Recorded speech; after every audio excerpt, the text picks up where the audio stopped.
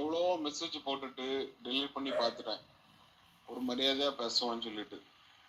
ஆனா வந்து எப்படினாலும் இதை வந்து இதுக்கப்புறம் மரியாதையா பேச முடியாது. அதாவது உங்க அக்கா இறந்து ஒரு வாரத்துக்குள்ளால அவனுக்கு ஃபோன் பண்ணி ஜோயல்கிட்ட உங்க அக்கா நகைய காணலன்னு கேட்க பத்தல. இதுக்கு வேண்டிதான் உங்க மாலாக்கா எங்களை கார்டியனா போட்டிருக்கு. புரிஞ்சா? ஏன்னா இதை விட வந்து எதுவுமே கிடையாது. இதை விட எதுவுமே சொல்ல முடியாது.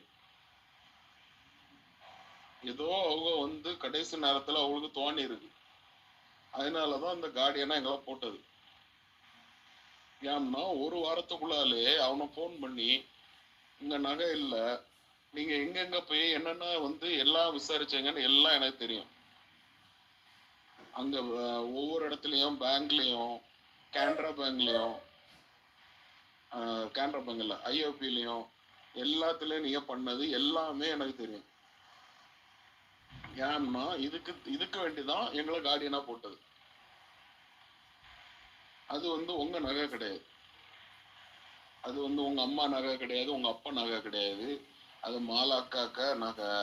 அது வந்து அவனுக்கு மாலாக்கா தாலி வந்து என்கிட்ட தான் இருந்து, அவ ட்ரீட்மெண்ட்ல இருக்கச்சுமே ஃபுல்லா என்கிட்ட தான் இருந்து என்கிட்ட தான் தந்துட்டு போனோம். ஏன் உங்ககிட்ட தரல? நீங்க ஆஸ்பத்திரியில தானே இருந்து, ஏன் உங்ககிட்ட தரல? ஏன்னா அதை வந்து என்கிட்ட சொன்னாவோ இதை வந்து ஜோயலுக்கு தான் போகணும் அப்படின்னு சொல்லி, அதனால அது என்கிட்ட தான் இருக்கு, அவனுக்கு தான் போகும். இது மட்டும் இல்ல, மாலாக்காக்க ஒவ்வொரு கம்மல் வரைக்கும் அவனுக்கு தான் போகும். அது நீங்க வச்சிருக்கலாம், இப்போ நீங்க என்னவும் பண்ணலாம், ஆனா எல்லாமே அவனுக்கு தான் போகும். அவனுக்கு ரைட்ஸ் என்னவோ அது அவனுக்கு போகும். நான் கூட வந்து கொஞ்சம் விட்டுலான்னு பார்த்தேன், சரி, ஏன்னா எனக்கே அவ்வளவு சொத்து இருக்கு, ஜோயலுக்கு நான் பார்த்துக்கலான்னு பார்த்தேன். ஆனா அப்படி விட மாதிரி தெரில. இப்போ ஒவ்வொன்றும் அவனுக்கு வரக்கூடிய ஒரு புடி மண்ணைய நான் வாங்கி கொடுத்துட்டு தான் போவேன். அவனுக்கு வர வேண்டிய எல்லாம் அவனுக்கு வரும். அது நான் வந்து எப்படி பண்ணுமோ லீகலா நான் பண்ணிக்கிட்டேன். ஏன்னா லீகல் கார்டியன் நாங்க தானே, எப்படி நான் அதை வந்து அவனுக்கு கொடுக்கணுமோ நான் கொடுத்துக்கிட்டேன். நோண்டி விட்டுட்டு நான் இனி விட மாட்டேன். அதை ஓவரா நோண்டக்கூடாது. நாங்க வந்து நிறைய பண்ணலாம், சரியா? நாங்க வந்து வெளியே இருக்கோம், வெளியே நாங்க வந்து டவுனுக்குள்ள சிட்டிக்குள்ள இருக்கோம். எங்களுக்கு நிறைய கிரிமினல் எப்படி வேணாலும் கொண்டு போகலாம்.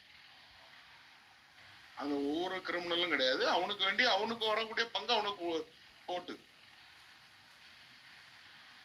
எனக்கு சொத்துல 1% கூட உங்க சொத்து கிடையாது, அது மட்டும் தெரிஞ்சுக்கங்க.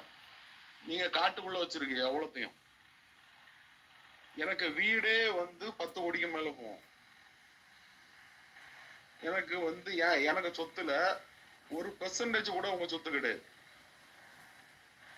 இது சொத்தை பத்தியே கிடையாது, பைசாவை பத்தியும் கிடையாது. நான் எல்லாத்தையும் விட்டுலாம் தான் இருந்தேன், ஆனா இனி விட மாட்டேன்.